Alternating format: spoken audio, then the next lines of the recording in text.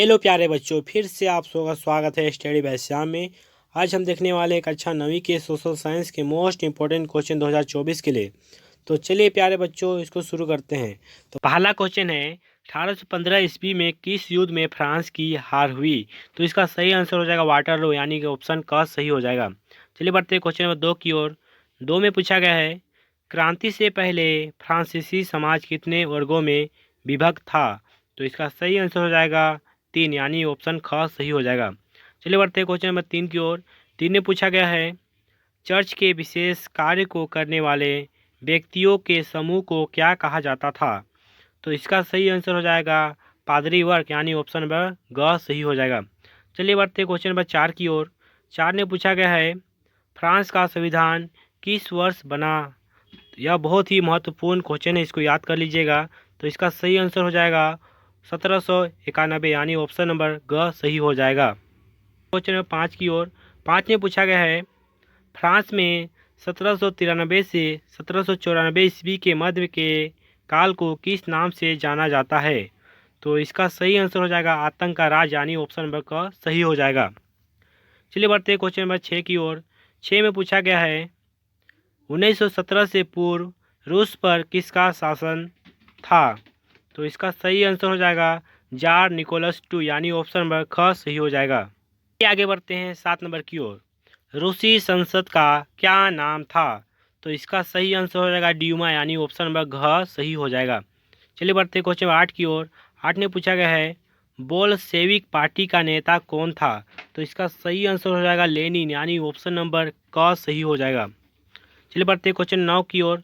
9 में पूछा गया है, रूसी क्रांतिकारियों के मुख्य उद्देश्य क्या थे? तो पहला नंबर में दिया है, प्रथम विश्व युद्ध से रूस को हटाना। दूसरा में दिया है, जमीन किसानों को देना। तीसरा में, कारखानों पर मजदूरों का नियंत्रण। चौथा में, गैर रूसी जातियों को समानता का दर्जा देना। तो इसका सही आंसर हो जाएगा उपयुक्त सभी, यानी ऑप्शन नंबर घ सही हो जाएगा। चलिए बढ़ते हैं क्वेश्चन नंबर 10 की ओर। 10 में पूछा गया है, खूनी रविवार के नाम से किस दिन को जाना जाता है? तो इसका सही आंसर हो जाएगा 9 जनवरी 1905, यानी वह सही हो जाएगा। चलिए बढ़ते हैं क्वेश्चन नंबर 11 की ओर।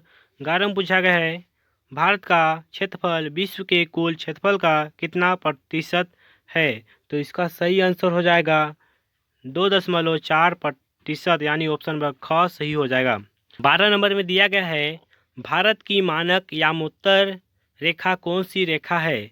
तो इसका सही आंसर हो जाएगा 82.30 पूर्वी देशांतर, यानी ऑप्शन नंबर ग सही हो जाएगा। चलिए बढ़ते हैं क्वेश्चन नंबर 13 की ओर। 13 में पूछा गया है, कर्क रेखा किस राज्य से नहीं गुजरती है? तो पहला ऑप्शन है गुजरात, दूसरा मध्य प्रदेश, तीसरा झारखंड, चौथा उड़ीसा। तो इसका सही आंसर हो जाएगा उड़ीसा, यानी उड़ीसा से कर्क रेखा नहीं गुजरती है। चलिए बढ़ते हैं क्वेश्चन नंबर 14 की ओर। 14 में पूछा गया है, विश्व का सबसे ऊंचा शिखर माउंट एवरेस्ट किस देश में स्थित है? तो इसका सही आंसर हो जाएगा नेपाल, यानी ऑप्शन नंबर ग सही हो जाएगा। चलिए बढ़ते हैं क्वेश्चन नंबर 15 की ओर। 15 में पूछा गया है, एक स्तरीय भाग जो 3 ओर समुद्र से घिरा हो उसको क्या कहते हैं? तो इसका सही आंसर हो जाएगा प्रायद्वीपीय, यानी ऑप्शन नंबर ग सही हो जाएगा। 16 नंबर में पूछा गया है, बाढ़ वाले मैदानों के नए तथा युवा निक्षेपों को किस नाम से जाना जाता है? तो इसका सही आंसर हो जाएगा खादर, यानी ऑप्शन नंबर ग सही हो जाएगा। चलिए बढ़ते हैं क्वेश्चन 17 की ओर। 17 में पूछा गया है, गोवा के दक्षिण में स्थित पश्चिम तटीय पट्टी को किस नाम से जाना जाता है? तो इसका सही आंसर हो जाएगा कोंकण, यानी ऑप्शन नंबर ग सही हो जाएगा। चलिए बढ़ते हैं क्वेश्चन नंबर 18 की ओर। किस द्वीपीय का निर्माण प्रवाल भित्ति से हुआ है? तो इसका सही आंसर हो जाएगा लक्षद्वीप, यानी ऑप्शन नंबर ग नहीं क सही हो जाएगा। चलिए बढ़ते हैं क्वेश्चन नंबर 19 की ओर। 19 में पूछा गया है, विश्व की सबसे बड़ी अफवाह द्रोणी किस नदी का है? तो इसका सही आंसर हो जाएगा अमेजन, यानी ऑप्शन नंबर क सही हो जाएगा। चलिए बढ़ते हैं 20 की ओर। 20 में पूछा गया है, कौन सी नदी अरब सागर में गिरती है? तो इसका सही आंसर हो जाएगा नर्मदा, यानी ऑप्शन नंबर ग सही हो जाएगा। चलिए बढ़ते हैं क्वेश्चन नंबर 21 की ओर।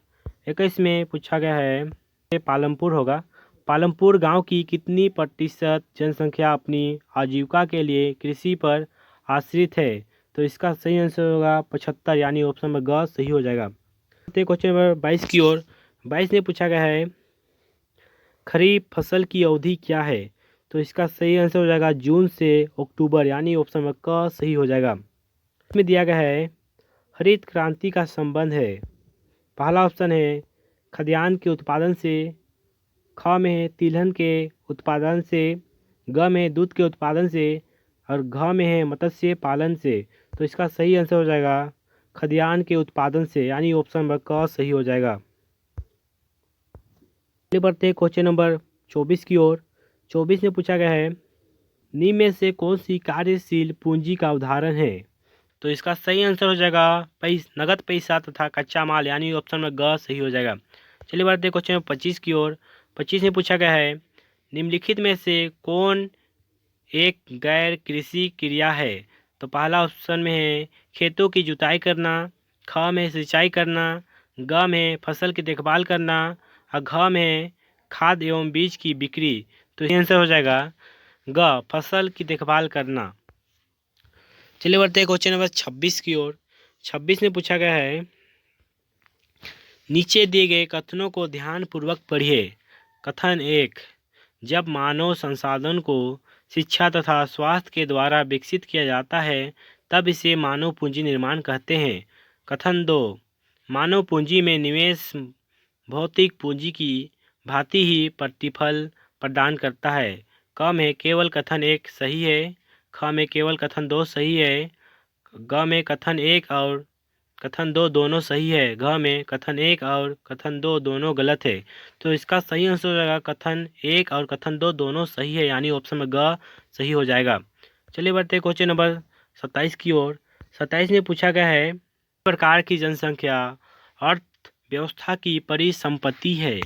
पहला ऑप्शन में है शिक्षित एवं स्वास्थ्य जनसंख्या, ख में है शिक्षित एवं अस्वास्थ्य जनसंख्या, ग में है शिक्षित अशिक्षित एवं स्वास्थ्य जनसंख्या, घ में इनमें से कोई नहीं।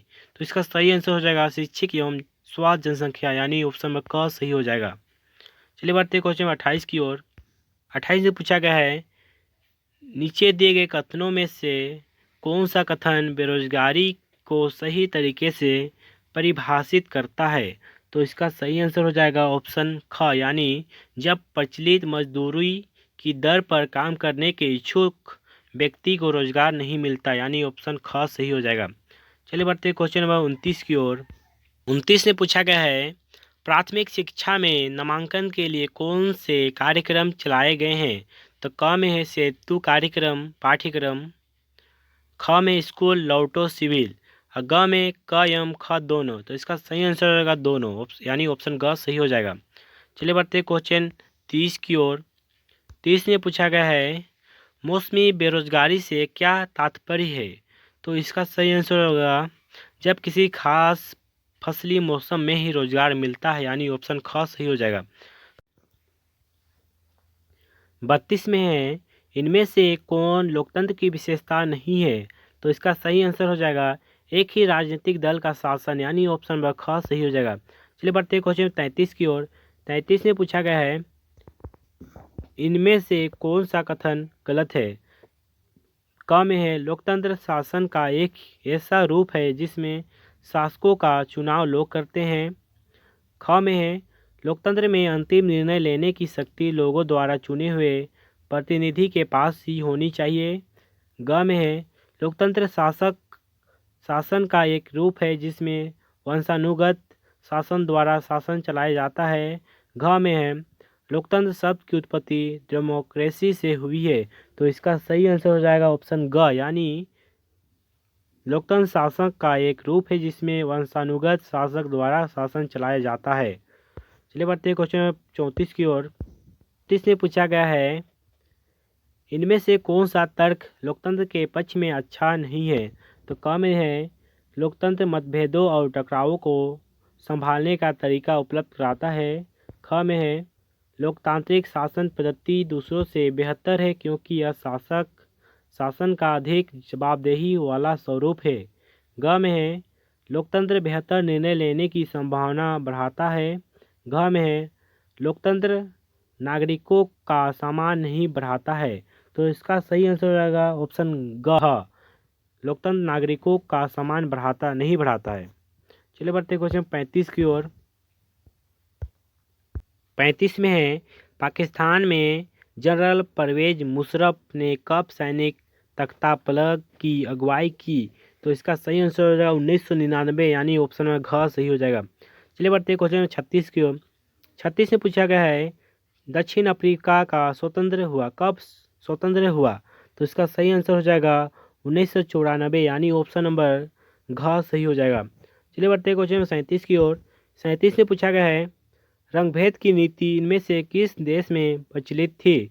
तो इसका सही आंसर हो जाएगा दक्षिण अफ्रीका, यानी ऑप्शन में ख सही हो जाएगा। चलिए बढ़ते हैं क्वेश्चन नंबर 38 की ओर। 38 में पूछा गया है, भारतीय संविधान सभा में सदस्यों की संख्या कितनी थी? तो इसका सही आंसर हो जाएगा 299, यानी ऑप्शन में ग सही हो जाएगा। चलिए बढ़ते हैं क्वेश्चन नंबर 39 की ओर। लोकतांत्रिक संविधान में इनमें से कौन सा प्रावधान नहीं रहता? तो इसका सही आंसर होगा शासन प्रमुख का नाम, यानी ऑप्शन नंबर ख सही हो जाएगा। चलिए बढ़ते हैं क्वेश्चन नंबर 40 की ओर। 40 में दिया गया है, भारतीय संविधान सभा ने किस दिन अपना काम पूरा कर लिया?